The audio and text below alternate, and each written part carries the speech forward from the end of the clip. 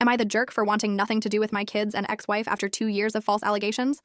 Last year, my kids, 9 female and 7 male, ran away late at night, early in the morning.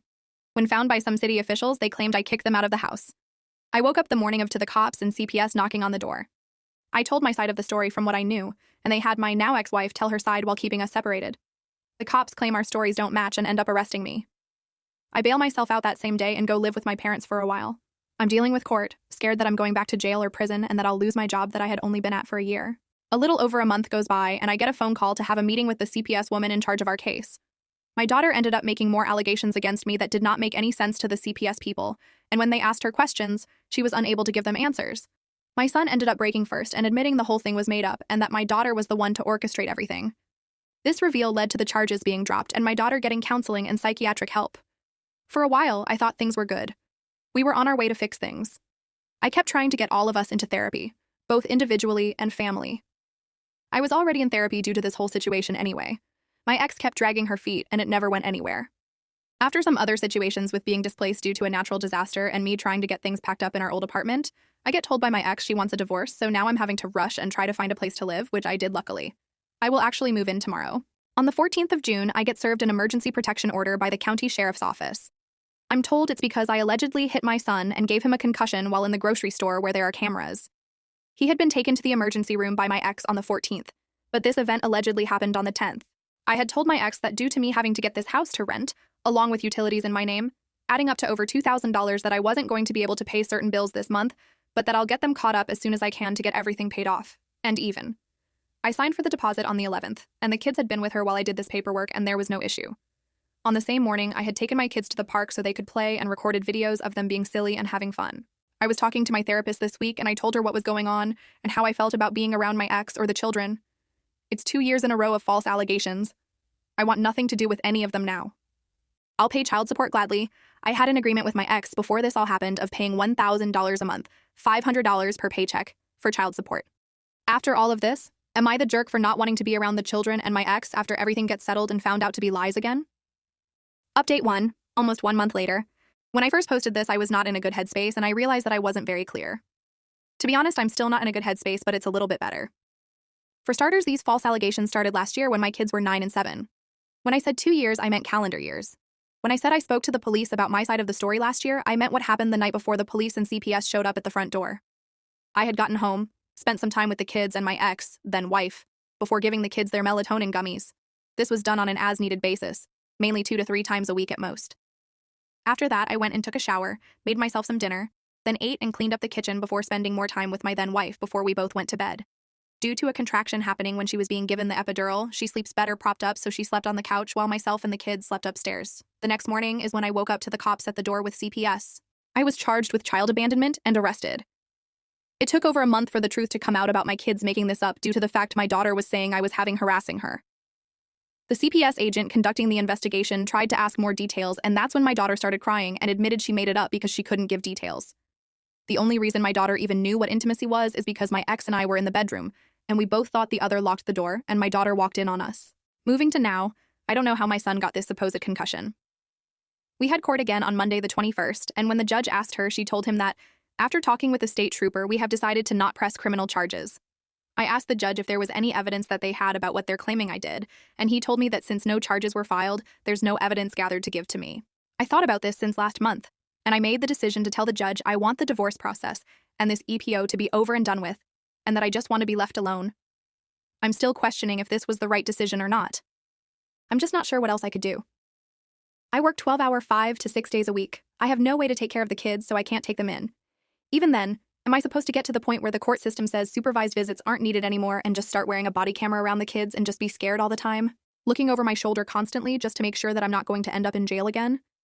We have a hearing set up for December to hopefully get everything finalized and finished. I keep thinking about the kids going trick-or-treating in 3 months, going back to school next month, how we won't be decorating Christmas trees together or making cookies for Santa, and I start crying all over again. I'm not sure what else I could have done, though, that wouldn't have made me a paranoid mess 24/7. Update number 2, 8 days later. I had left a voicemail for the CPS agent assigned to the current situation with my son, asking for an update on everything, because I haven't heard anything since June. She had to look in her case notes, but everything has been found to be unsubstantiated. I should be getting the official paperwork in a few days to a week in the mail. I'm not sure how to feel about this, honestly. I'm relieved that the truth has come out about these allegations, angry that this has happened to me twice now, happy that this is one step closer to being finished. I want to cry, but I couldn't tell you the specific emotion that's causing it. I'm taking some other Redditors' words to heart and putting in a request to my state police records department to get copies of any and all paperwork, evidence or lack thereof, anything I can get my hands on from them. I'm also getting copies of my son's medical records so I can see exactly what was found back in June. I know a lot of you don't believe this, and I don't care. I have nothing to gain from lying about this. I'll gladly post pictures of the paperwork from CPS when it comes in, with all private information redacted, of course, to protect myself and my children. I'm just tired. I want this over with. I want things to go back to January when all I had to worry about was the fact I was recovering from a car wreck and couldn't even help take down the Christmas trees and get a new car. Update 3. After my last update, I tried looking for something to do on my days off of work. My first thought was the animal shelter nearby because it's not even a 5-minute drive from my house. Turns out it's closed on my days off. I looked around for neighboring counties, and those were even less helpful. A lot of them required I attend some sort of orientation, but there's no set day of the week for the orientations. I know it would be good for my mental health in the long run, but in the short term, taking a day off from work, potentially, to attend the orientation and making my paycheck smaller, isn't helpful. So I decided to try dating. I wasn't going into this looking for anything serious. I was wanting to try some casual dates to just get out of the house and meet people. That's not what happened. I made a profile on a dating app and kinda just left it alone. One of the pictures I had put on there was of my cat. He's an orange cat presenting as a tuxedo cat. No brain cell whatsoever. I got a message, and this woman was talking about how cute my cat was and how he matched one of hers. We talked about our cats for a while. Then things got flirty, and I asked her out on a date. I feel like it went well, since she stuck around anyway. We found out that there are so many similarities between what we like and our senses of humor that my friends think I found a female version of myself. Which I think is funny, because when she meets them, that means they're screwed. After almost a month of us talking and going on the occasional date, I told her I had some things to tell her, and then something to ask her. I was upfront with everything that happened last year and this year, showing her the paperwork that I had to show that I was innocent in all of this.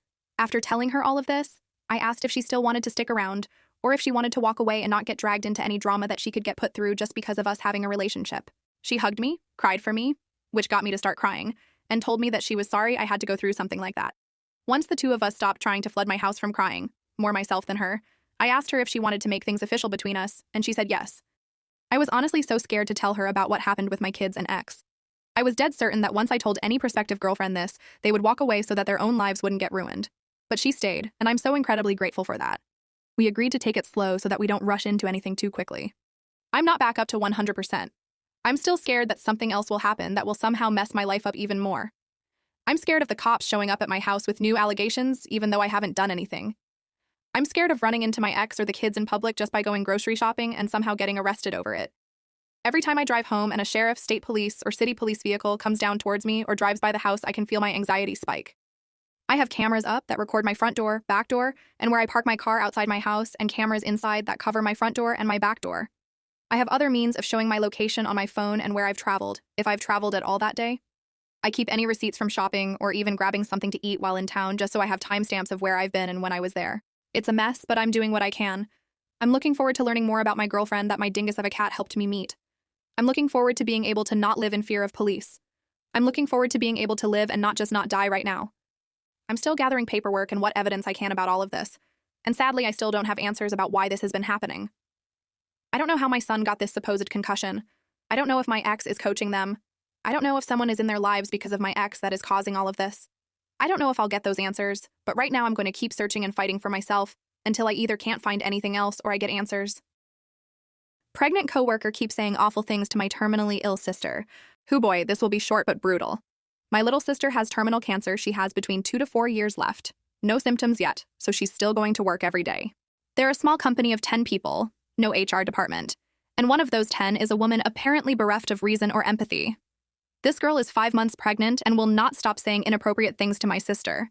Here's a highlight reel. She came to little sister's office, put my sister's hand on her own stomach and said, "Now you have another reason to fight. Pregnancy is going around. Guess you don't have to worry about that." Little sister is beat ovarian cancer a few years ago and had a hysterectomy. Your body is growing things it shouldn't, and my body is growing exactly what I wanted. While talking about next year's conference, she said, "I'll be pregnant, so little sister, it's all you." Little sister replied, "Well, it usually is, but I'm dying, so gonna have to figure something out." My sister doesn't really have the energy to devote to this, so she's been ignoring it or responding like she did above. I love her quips, but it's not stopping pregnant lady from saying all of these messed up things. Any advice? Update, 3 months later. I have an update that, while dissatisfying from an HR perspective, will probably be pretty fun to read. My sister vents often to me and our best male friend. Pregnant lady left a comment on little sister Facebook, some sort of, "Did you know I'm pregnant because I'm pregnant?" comment on a cancer update. While little sister and I were brainstorming firm but tasteful responses, male friend just left a reply that tore her a new jerk. She immediately deleted her reply and went radio silent.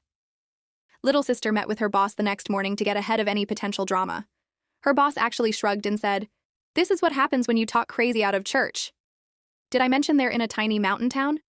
The gist was, she gave my sister carte blanche to put pregnant lady in her place as needed. A warning and write-up would have been better, and I'm disappointed that my sister's manager is kind of a coward. We're glad manager is on her side in at least some way. Pregnant lady came into my sister's office with her tail between her legs and apologized profusely, and has since only been annoying in an overly accommodating way. No pregnant talk, no minimizing the terminal cancer. Apparently we just needed the audacity of a straight white man with nothing to lose. New final update 2 years later. The pregnant coworker actually left that job shortly after the confrontation, so we didn't have to give her any more thought. My sister had to work until the last few weeks of her life. Yay, capitalism. She passed away earlier this year. She spent her final months doing almost everything on her bucket list, including hosting her own funeral a few months before she died. She wanted a party, not a memorial. She was the kindest and funniest person I have ever known, and the stars are dimmer with her gone. It's kind of special to know that sometimes when I am down a rabbit hole, I might bump into her. Thank you for watching. Like and subscribe for daily Reddit stories. All rights belong to the original author. This video is for narration, entertainment purposes only.